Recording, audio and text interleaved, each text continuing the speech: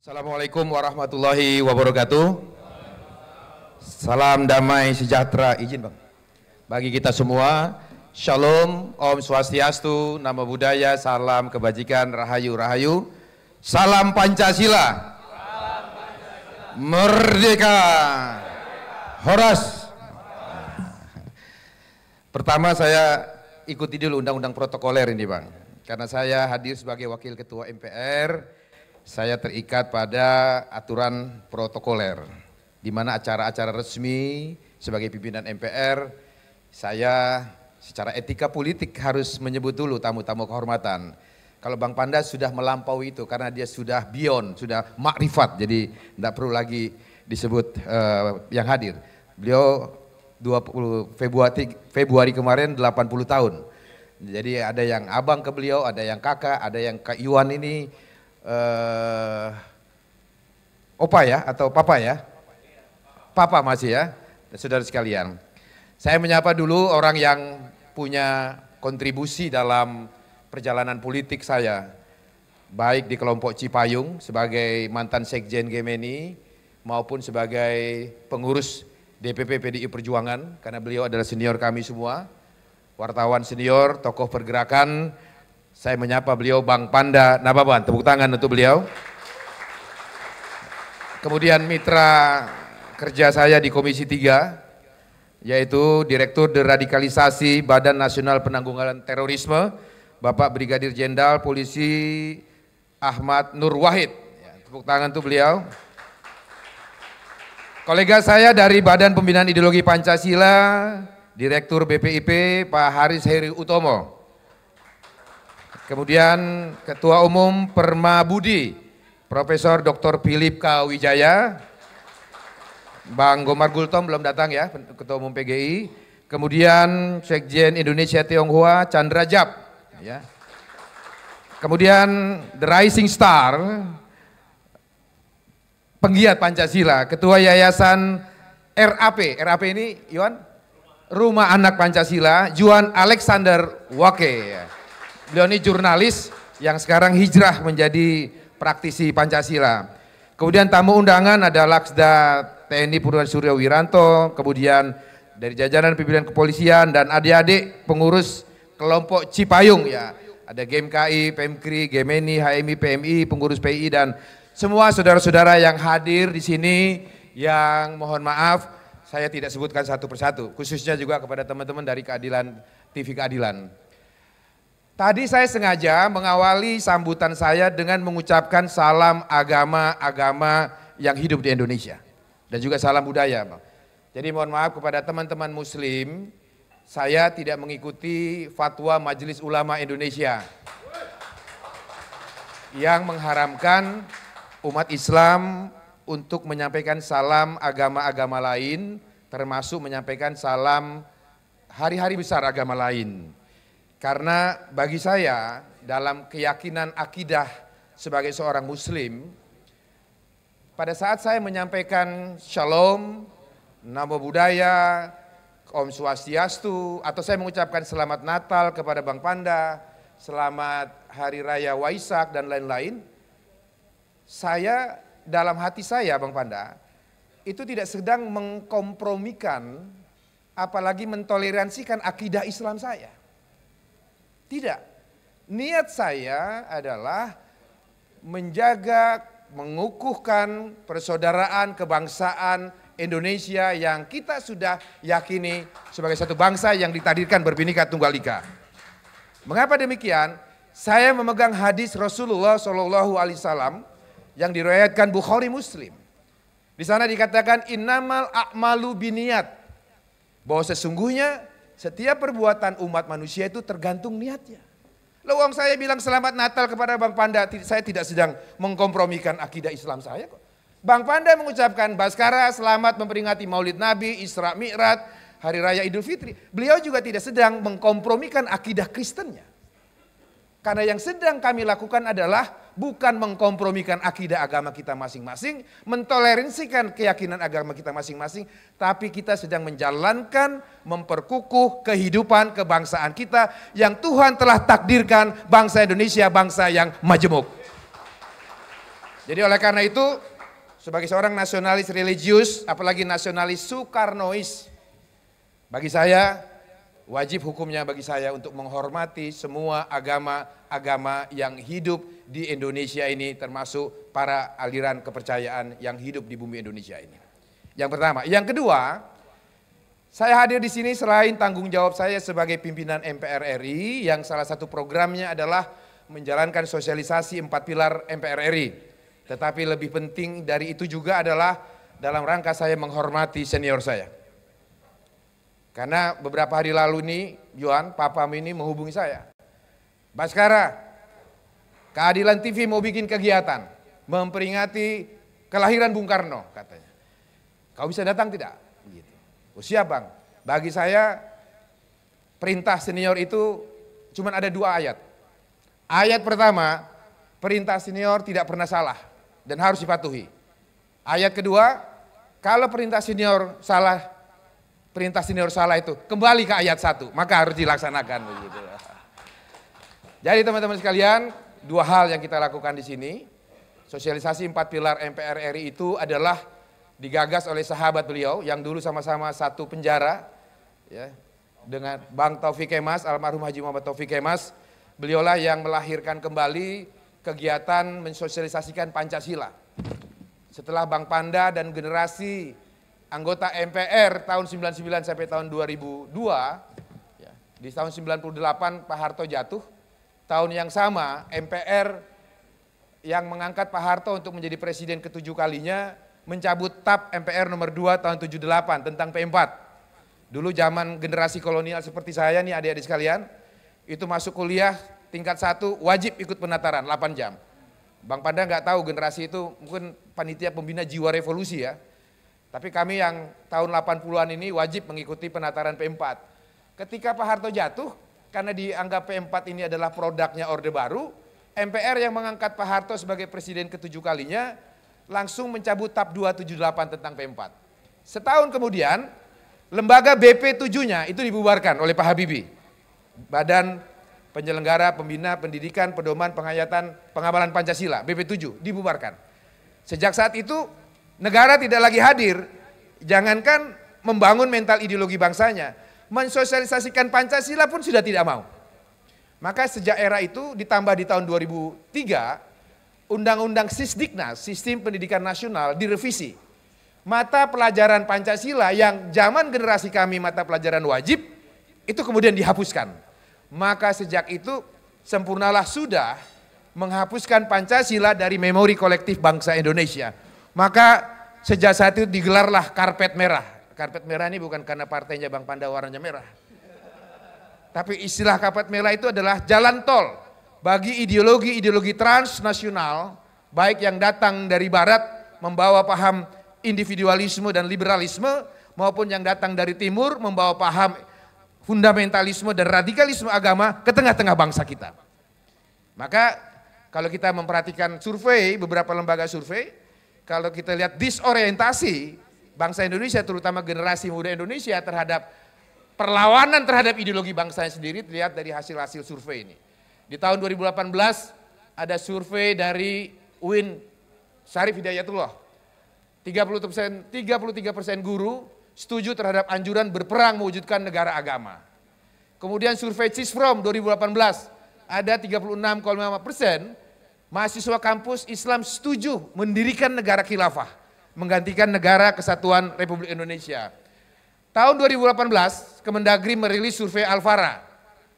Di sana terdapat data survei 19,4% aparatur sipil negara, ya, pegawai negeri yang dibiayai oleh negara itu sudah menyatakan tidak setuju pada Pancasila. Lalu BNPT tempatnya Pak Nur Wahid merilis tahun 2018 ada 7 kampus, nggak main-main, kampusnya kampus ternama semua. Tapi kampus UBK nggak ada bang di sini bang, alhamdulillah bang. Terpapar paham radikalisme, mulai dari Universitas Indonesia, ITB, IPB, Undip, ITS, Erlangga, Brawijaya. Ini rilis resmi Badan Nasional Penanggulangan Terorisme. Jadi upaya menghapuskan memori kolektif bangsa Indonesia pada saat itu begitu terstruktur, sistematis dan masif, lalu kemudian akhirnya kita menuai badai. Inilah hasil survei dari hilangnya memori kolektif bangsa Indonesia pada waktu itu.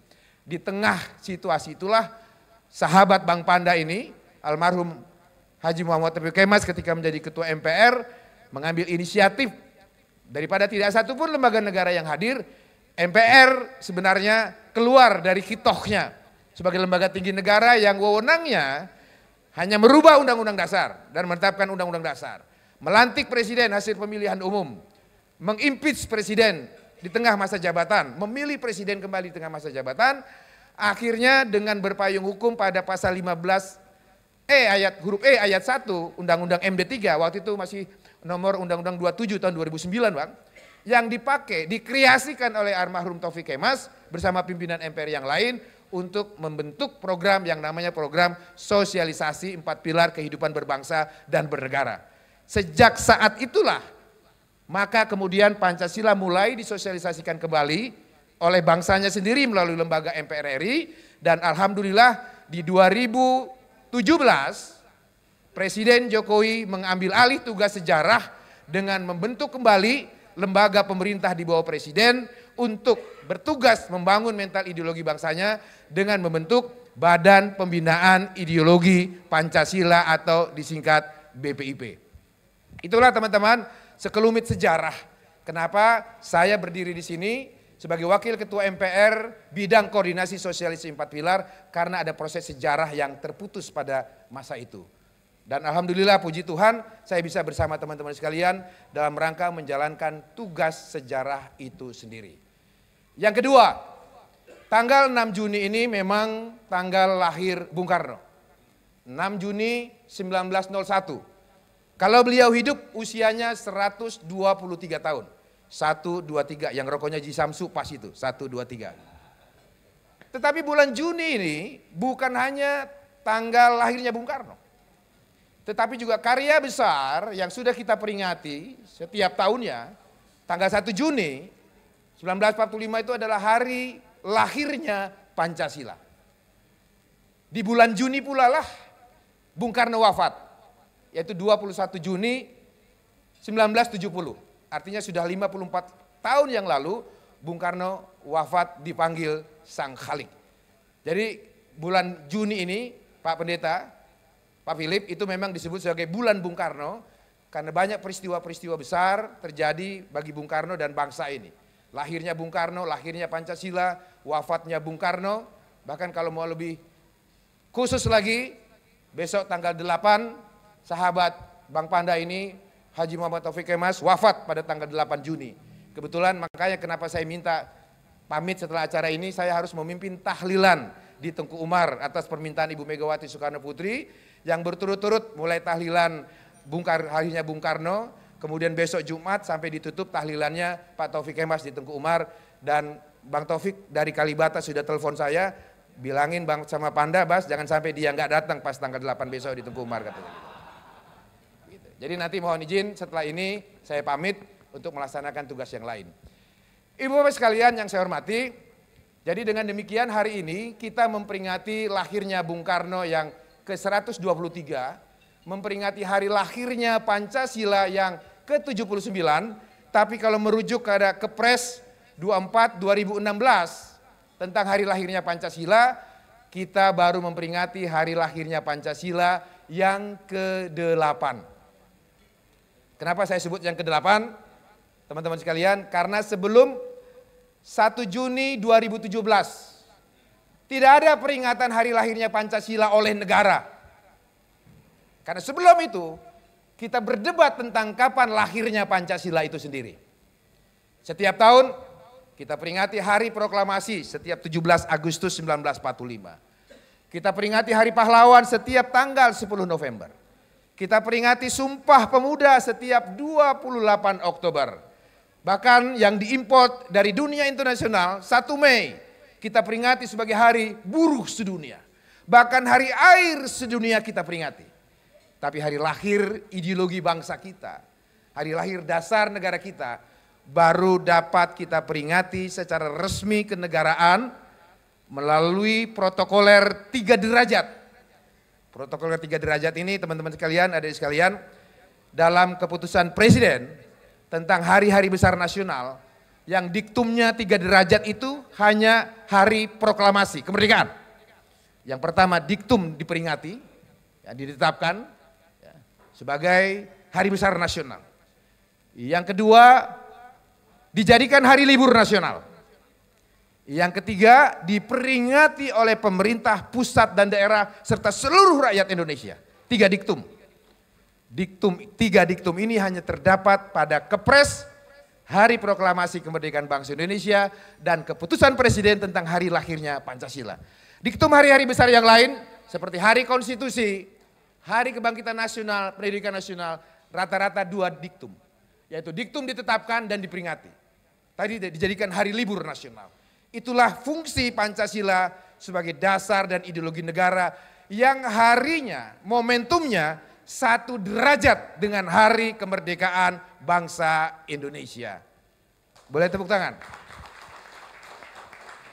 Untuk bagian ini kita harus ucapkan terima kasih kepada Presiden Joko Widodo yang telah menunaikan tugas sejarahnya bagi bangsa Indonesia sehingga bangsa Indonesia dapat memperingati kapan hari lahir dasar negaranya. Yang lain-lain nanti kita evaluasi lagi.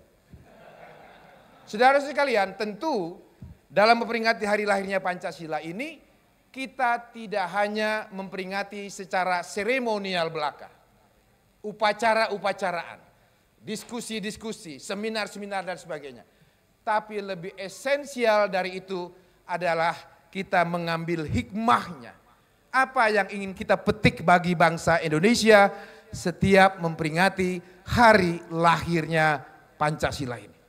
Tentu banyak dimensi yang dapat kita petik dalam setiap peringatan hari lahirnya Pancasila ini.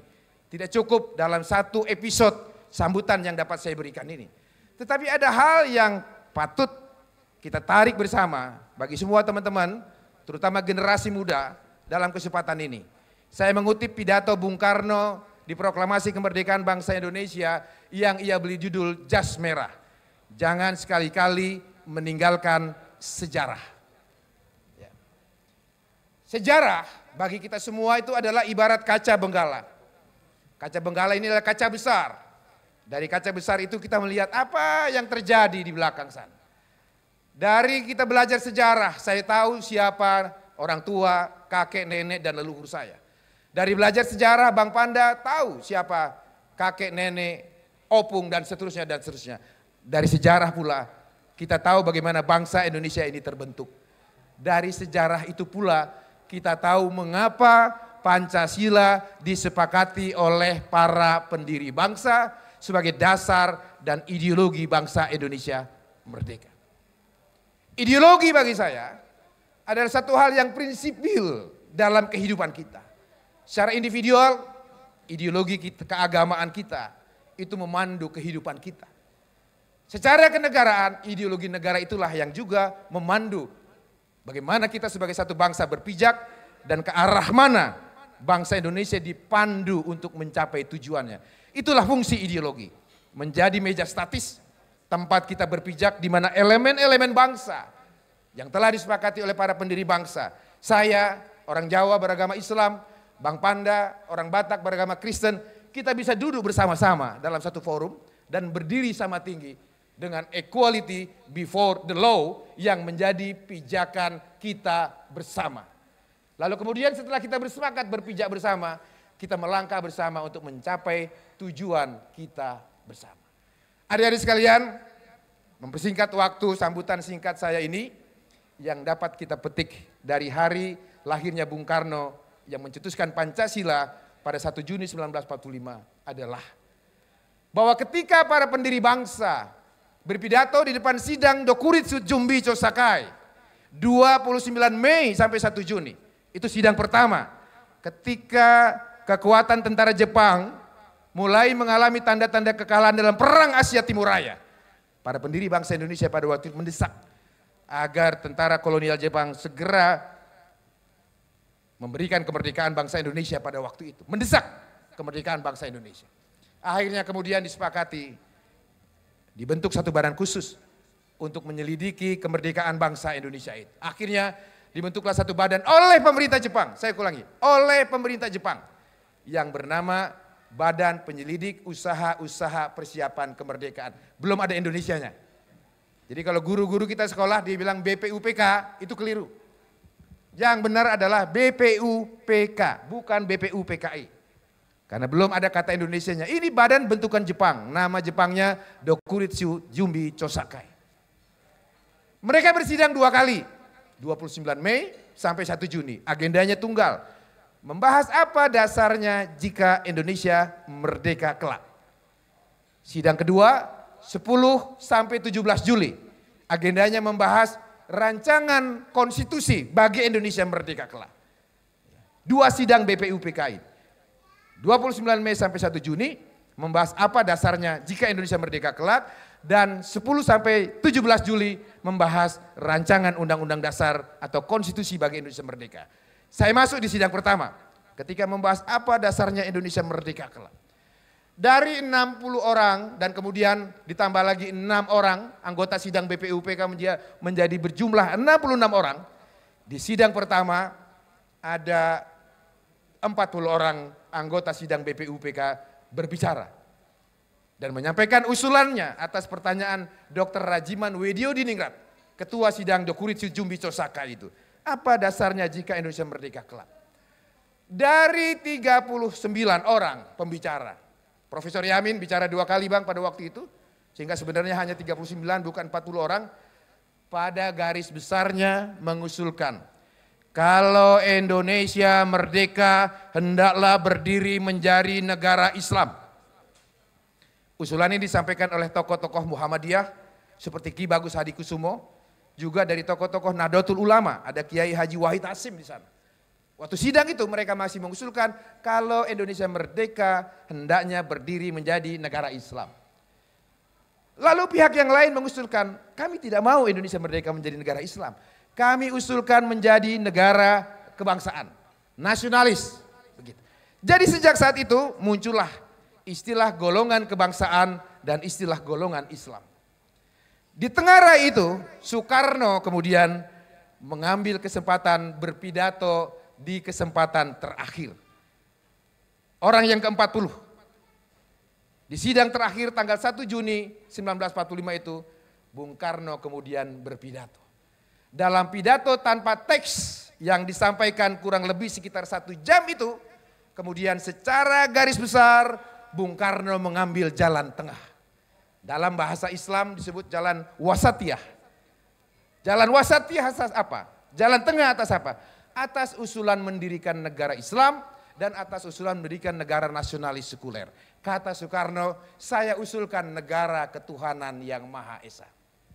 Maka di pidato 1 Juni itu, teman-teman sekalian, rumusan pidato Bung Karno belum sama dengan rumusan Pancasila yang ada di pembukaan Undang-Undang Dasar 1945. Kalau di Undang-Undang Dasar 45 yang final kita pakai, yang pertama adalah ketuhanan yang Maha Esa, kemanusiaan yang adil dan beradab, sampai keadilan sosial bagi seluruh rakyat Indonesia.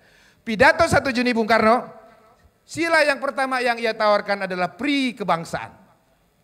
Yang kedua pri kemanusiaan, yang ketiga demokrasi musyawarah mufakat, yang keempat kesejahteraan sosial, baru yang kelima ketuhanan yang Maha Esa. Bukan ketuhanan yang berkebudayaan. Ketuhanan yang berkebudayaan itu bagian dari penjelasan ketuhanan yang Maha Esa. Jadi rumusannya seperti di dalam screen ini. Kebangsaan, pri kemanusiaan, demokrasi, kesejahteraan sosial, dan ketuhanan yang Maha Esa. Lalu setelah Bung Karno berpidato, menawarkan paham ketuhanan yang Maha Esa ini sebagai jalan tengah dari negara agama Islam dan negara nasionalis sekuler, Dr. Rajiman bertanya kepada seluruh anggota sidang BPUPK, saudara-saudara sekalian, apakah usulan Paduka yang mulia Insinyur Soekarno atas dasar negara Indonesia merdeka yang ia beri nama Pancasila, saya ulangi, yang ia beri nama Pancasila, bukan yang Trisila dan bukan yang Ekasila. Karena Bung Karno di pidato 1 Juni itu ia menawarkan, kalau Pancasila ini tuan-tuan tidak terima, aku usulkan Trisila. Itu 3 sila. Apakah itu? Sosio-nasionalisme, sosio-demokrasi, dan ketuhanan yang Maha Esa. Apa itu sosionasionalisme? Ini istilah yang Bung Karno ciptakan sendiri untuk menggabungkan antara sila pri kebangsaan dan pri kemanusiaan. Ia gabung menjadi satu, nasionalisme yang berpri kemanusiaan. Jadilah sosio-nasionalisme. Lalu sosiodemokrasi adalah penggabungan dari paham demokrasi dan kesejahteraan. Maka Bung Karno katakan demokrasi bangsa Indonesia kelak bukanlah demokrasi barat yang hanya ekonominya dimiliki oleh kaum pemilik modal. Demokrasi bangsa Indonesia haruslah demokrasi yang mendatangkan kesejahteraan bagi rakyat Indonesia. Maka ia gabungkan demokrasi dan kesejahteraan itu menjadi sosio-demokrasi. Dan ketuhanan yang Maha Esa berdiri sendiri di Trisila itu. Kalau Trisila ini tuan-tuan juga tidak terima, aku usulkan menjadi Ekasila, yaitu gotong royong. Ini skema pidato 1 Juni Bung Karno. Tetapi ketika Dr. Rajiman bertanya, tuan-tuan sekalian, apakah usulan Insinyur Soekarno tentang dasar falsafah negara Indonesia merdeka yang ia beri nama Pancasila dapat kita terima? Dari berbagai dokumen yang saya teliti Bang, disertasi saya kebetulan tentang ini, pidato Bung Karno 1 Juni 1945 tentang Pancasila itu sendiri diterima secara aklamasi oleh seluruh peserta sidang BPUPK. Artinya apa sekalian saudara? Secara dasar falsafah, bukan secara normatif urut-urutan sila. Falsafah dasar Pancasila itu disepakati resmi oleh sidang BPUPK tanggal 1 Juni 1945. Oleh karena itu Noto Nogoro, guru besar Fakultas Hukum Universitas Gadjah Mada, pada tanggal 19 September 51 memberikan dasar akademis bagi penerimaan Pancasila 1 Juni.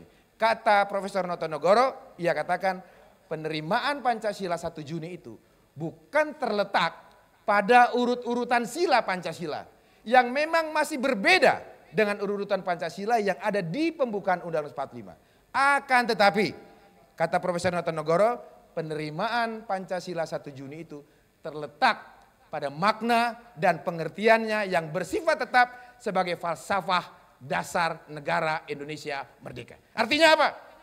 Kalau Bang Panda mau menafsir kitab suci Injil, Bible, beliau harus baca dulu surat dan ayat apa yang ingin dimengerti. Baru baca dan baru kemudian beliau paham. Saya sebagai seorang muslim ingin memahami sebuah surat dan ayat di dalam kitab suci Al-Quran. Saya harus baca dulu surat, ayat, dan artinya. Maka kita baru mengerti. Maka bangsa Indonesia kalau ditanya, apa makna filosofi yang terkandung dalam setiap sila Pancasila? Maka kalau maksudnya adalah menurut pembentuknya, teori Profesor Noto Nogoro mengatakan, baca pidato 1 Juni Bung Karno itu sendiri. Karena dialah pengertian filsafat dasar yang diterima oleh para pendiri bangsa pada waktu itu. Inilah yang menjadi dasar kenapa Kepres 24 nomor 2016 menetapkan 1 Juni sebagai hari lahirnya Pancasila. Hari lahirnya menggambarkan proses, karena dia tidak berhenti di tanggal 1 Juni itu. Kalau kita mengatakan Pancasila itu 1 Juni maka makar. Karena sila-silanya berbeda.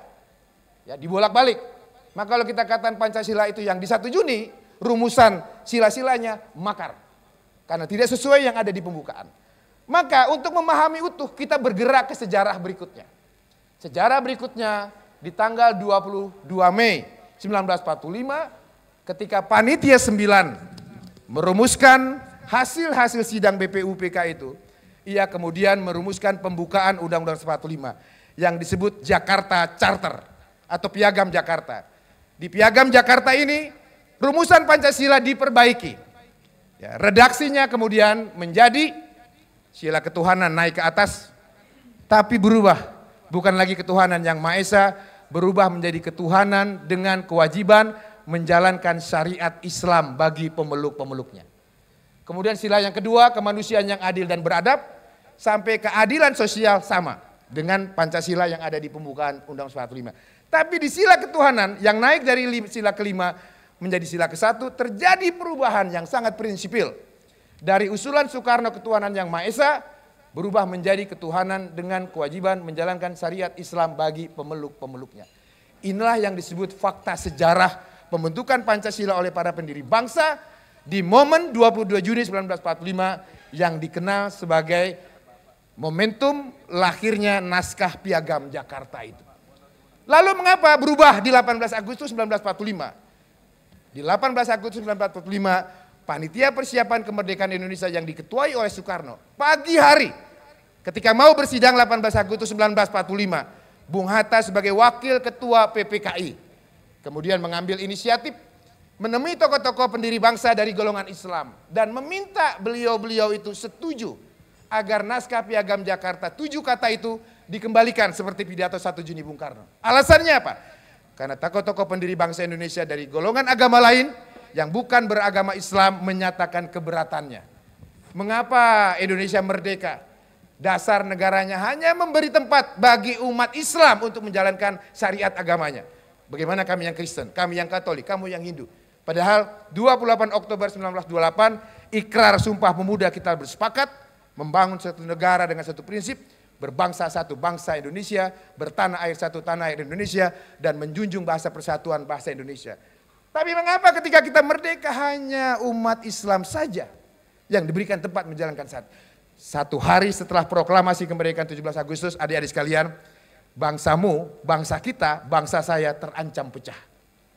Baru satu hari diproklamasikan 17 Agustus 1945, 18 Agustus terancam pecah. Disitulah kenegarawanan para alim ulama pendiri bangsa kita. Ki Bagus Hadikusumo, Kiai Wahid Asim, Haji Agus Salim, Kasman Singodimojo, dan lain-lain menyatakan setuju usulan Bung Hatta mengembalikan sila ketuhanan yang Maha Esa, sila ketuhanan dengan kewajiban menjalankan syariat Islam bagi peluk-peluknya menjadi ketuhanan yang Maha Esa.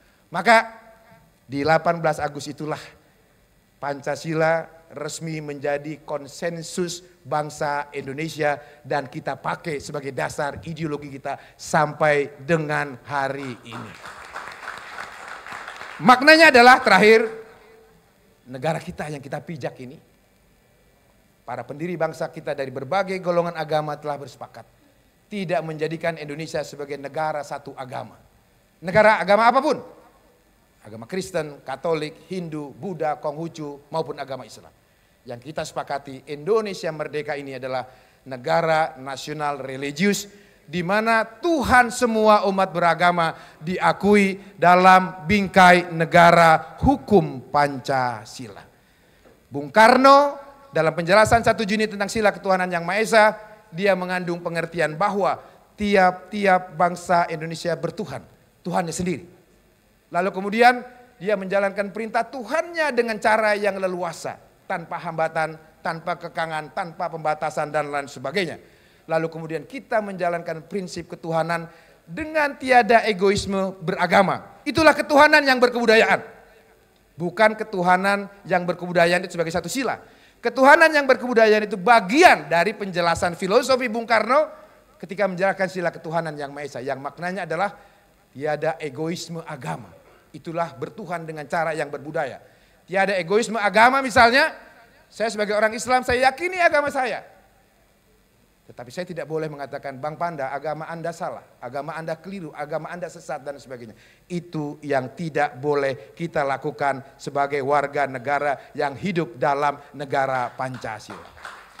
Jadi adik-adikku sekalian, 79 tahun kita merdeka. Saya tidak tahu kapan saya semua yang senior-seniormu akan menghadap Sang Khalik.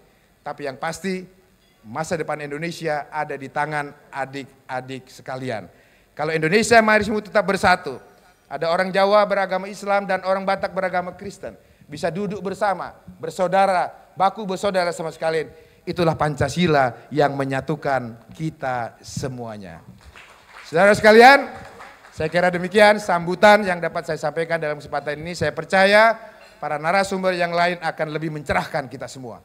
Semoga Bung Karno damai di sisi Tuhan yang Maha Esa, diampunkan segala dosa-dosanya, diterima sebagai amal ibadahnya, dan kita bangsa Indonesia yang ditinggalkan dapat melanjutkan cita-cita dan api perjuangannya. Terima kasih. Wassalamualaikum warahmatullahi wabarakatuh. Om Santi Santi Santi Om. Merdeka. Merdeka. Oke, tepuk tangan yang meriah untuk Pak Bas. Iya. Oke, sebelum luar biasa. Daging semua Bang Arif. Ini akhirnya keciri ya, Pak Bas itu orator ulung. Ya, luar biasa. Oke, selanjutnya ada pemberian cindera mata dari MPR kepada Pak Bonar.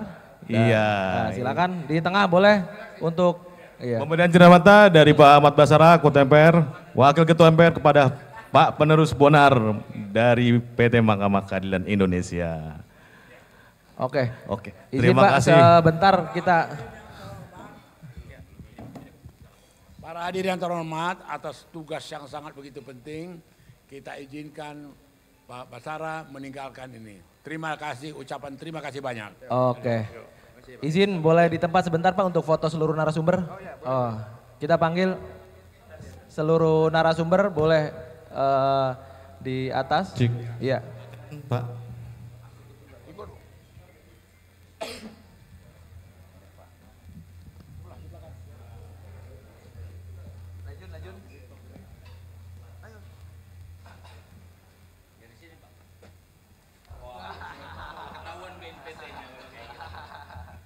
Bentar, satu lagi.